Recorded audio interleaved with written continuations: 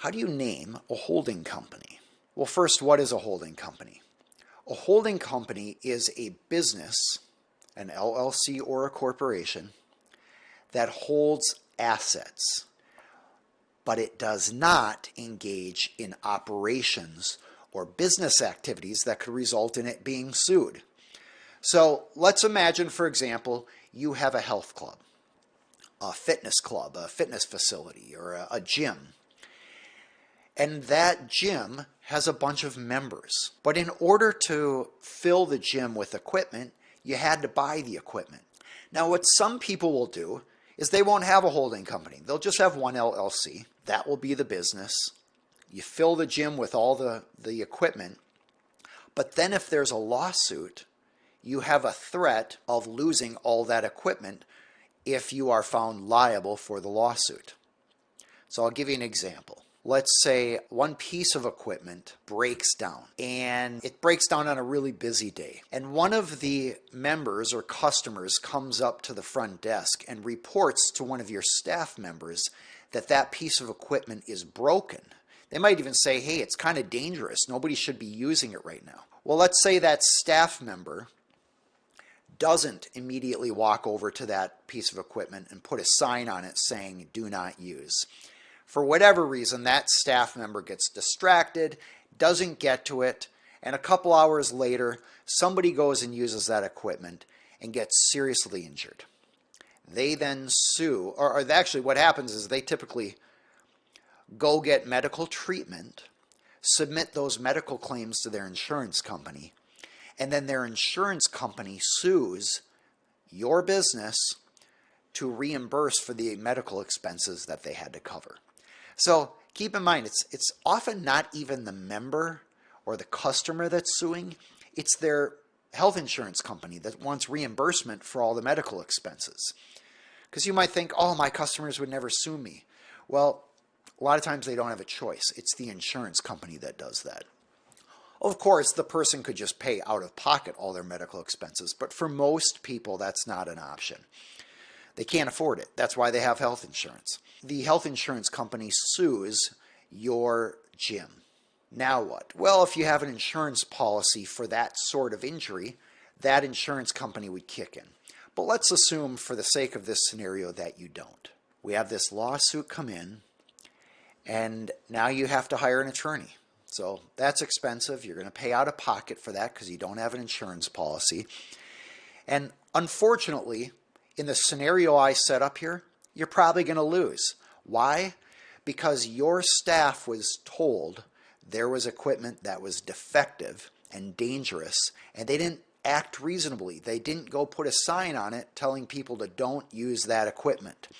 They delayed and somebody got hurt. So that scenario lays out fairly typical negligence. Let's assume the court then rules that you were negligent, or your business was. A judgment is now issued by the court. It's a piece of paper that says the company is negligent. The company owes money.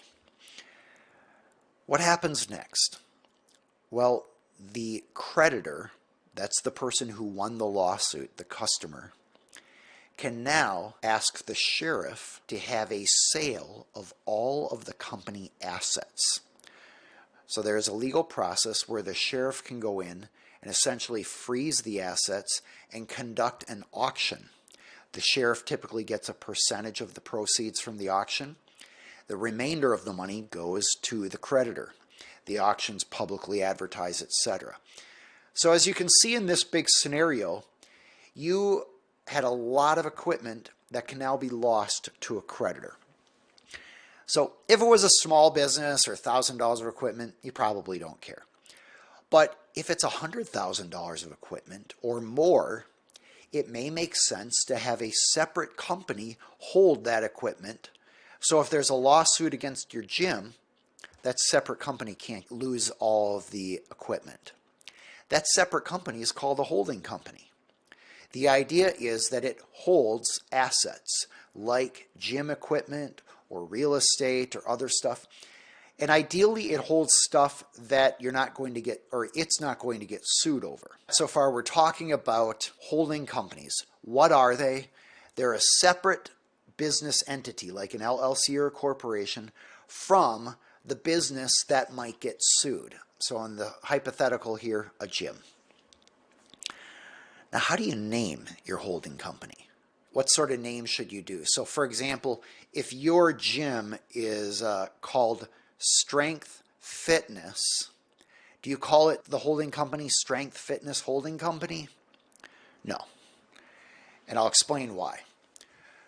Imagine there is an attorney who is preparing a lawsuit for the health insurance company to sue you or your business for defective equipment. They're going to check in the Secretary of State's listing or whatever state you're in for the listing of businesses, and they might type in Strength Fitness.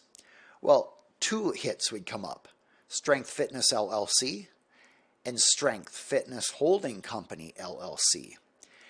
And that attorney's going to go, we maybe should sue both of them. And then in discovery, we'll figure out who's actually liable and who has assets, etc. So you don't want to pick a holding company name that's very similar to your business name.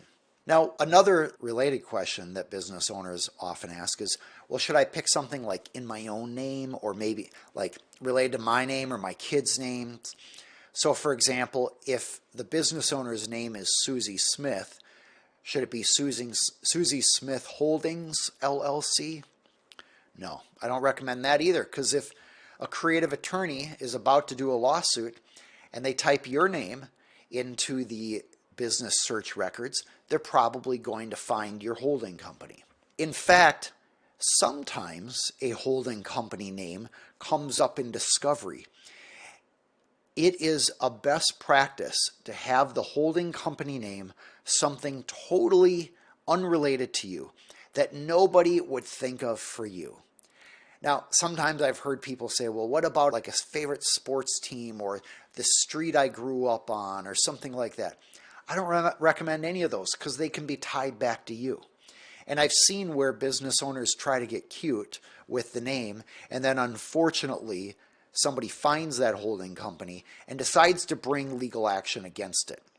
Now, you might be able to win, but imagine now having to hire a whole separate attorney, in many cases, to defend that holding company. So if you're naming a holding company, pick a name that has nothing to do with you. I've seen 123 Birch LLC, or geographic terms can work well, like Everest Holdings LLC or Topeka Holdings LLC. In fact, you may not even want to put the word holdings in it. I'd recommend that you don't, because when you put the word holdings, it's kind of like putting a target on there saying, hey, this entity has assets. If you can find a creative basis to sue it, go after it. So many times you won't even put holdings on it.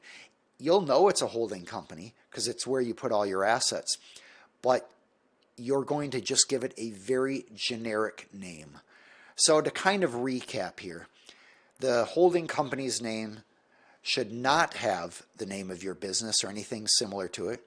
It should not have your name or any nickname or fun little thing that could be connected to you. And it should not have holding company or holdings in it. You want a name that it doesn't attract attention. So that answers the question of how to name a holding company. I'm Aaron Hall, an attorney for business owners and entrepreneurial companies. You can find more about me at aaronhall.com. You can get the free download we talked about earlier at aaronhall.com/free. And if you have questions to follow up from today, feel free to put them in the comments section below. I'll either address them in a future live video session, or I'll use your questions to create an entirely separate video to help you and other business owners, educating you to help make your company better and hopefully improve your success in life. It was a pleasure talking with you here today.